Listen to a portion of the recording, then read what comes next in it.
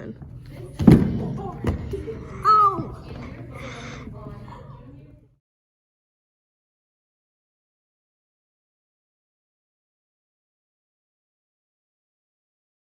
One. Oh my god, my hip!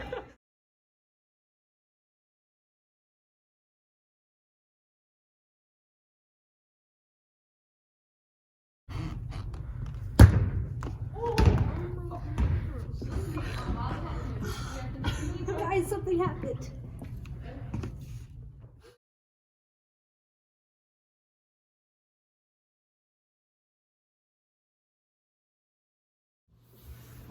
I just gotta get kind of situated real quick. We should have a bloopers section. Okay. Alright, I am here with my dad today, Dr. Jeffrey Crone. He is a family practice doctor, and we are going to be talking about dislocations.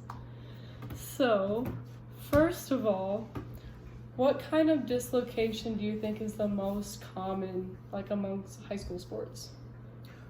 Well, the most common shoulder dislocation is an anterior dislocation. And so if you think of the shoulder as a shallow ball and socket joint, where the point of the cup of the joint that is closest to your body is on the inside of your shoulder. The arm bone, the head of the humerus, comes in and attaches, and that's a shallow cup. And as such, it's very unstable without all the muscles involved around it. Without the muscles involved to hold it in place, the shoulder falls out of socket.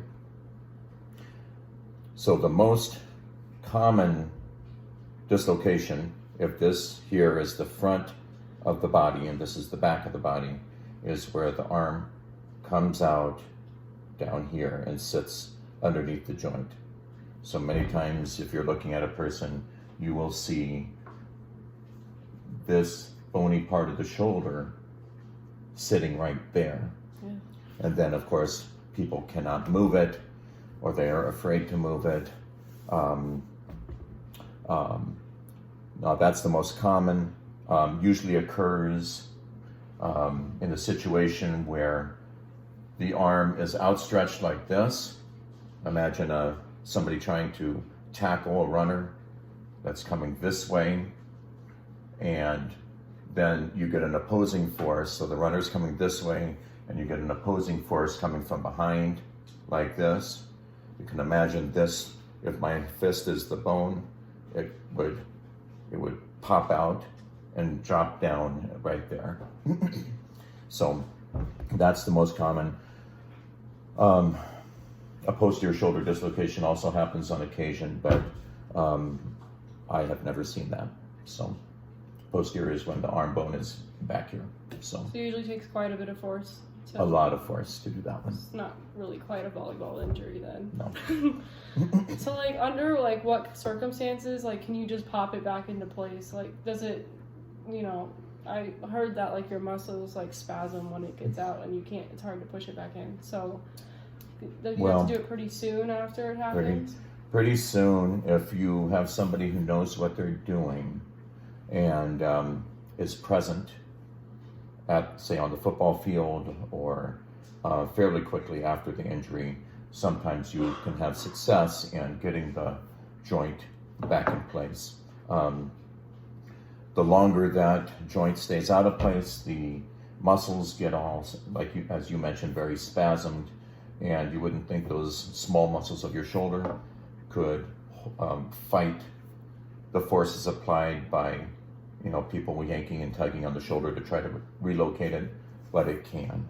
And then frequently you have to go into the emergency room and have the person anesthetized with anesthesia. Your muscles relax, and then you can frequently reduce the shoulder.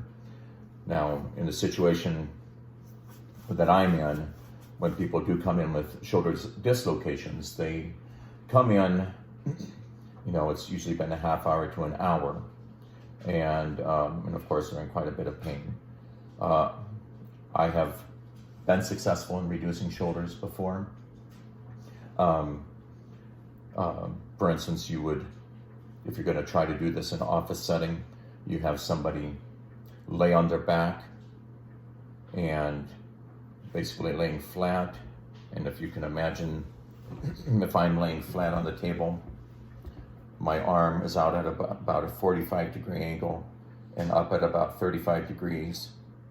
And you just, some people will even put a foot into the armpit as they're pulling on the arm to try to get it to fall back into place. If you're not successful with that, another way would be to put them face down on the edge of the examining bed, and you apply a 10, maybe 15-pound weight to the arm, and you have them hang with their arm over the edge of the bed, and just lay there. Oftentimes, after 10, 15, maybe even 20 minutes, the muscles will fatigue, and then oftentimes that the patient will actually feel a clunk, a movement of the joint, as the muscles finally fatigue enough that the weight allows the joint to pop back in. So like if they had to have surgery, is that more like repairing the socket itself, or like would you? Usually surgeries are reserved for If the you- really traumatic dislocations in which a piece of the arm bone may have gotten fractured, or with tearing of multiple ligaments. That can happen. Now, the other situation is recurrent dislocations. Again, if you can imagine all of these, the main four muscles that come in and attach to the shoulder joint, with each dislocation, they're a little bit flexible. So with each dislocation, they stretch. And so though you get the shoulder back into place, there's some laxity. So it's easier every time? Yeah, there's some laxity in that joint. So if it happens again and again and again, they might have to go in there and actually change the attachment point or shorten those tendons so they're tight again. So Do you have any like personal experiences with this that like stick out to you at all? If not, you don't have to talk about that. I've done shoulder reductions like the kind I already described a couple of times in my practice. It's not very common. That again, usually when people have dislocated their shoulder, they've gone to the ER. Occasionally they come to the family practice office and we get to deal with them. Not very commonly. So what kind of treatments should people be doing like after they get it back into their original place? Well, for anywhere up to, starting off at 3 to 4 days, up to 3 to 4 weeks sometimes. We put, once we get the shoulder back in place, the arm is put in an immobilizer, so you can't move it. So we want that shoulder to scar back down. Mm-hmm. Scarring sounds bad, but that scarring tightens that shoulder up again. And the more this happens, the longer you leave it in, and then afterwards you go to physical therapy and work on range of motion treatments so the shoulder can function effectively again. But again, it depends on how many dislocations you've had and the severity. So. All right, so I'd say like a last type of question to finish this off is like, what do you think that this means for an athlete after this happens? Do they struggle getting back onto the field or the court or whatever it may be? Will they still play again, do you think?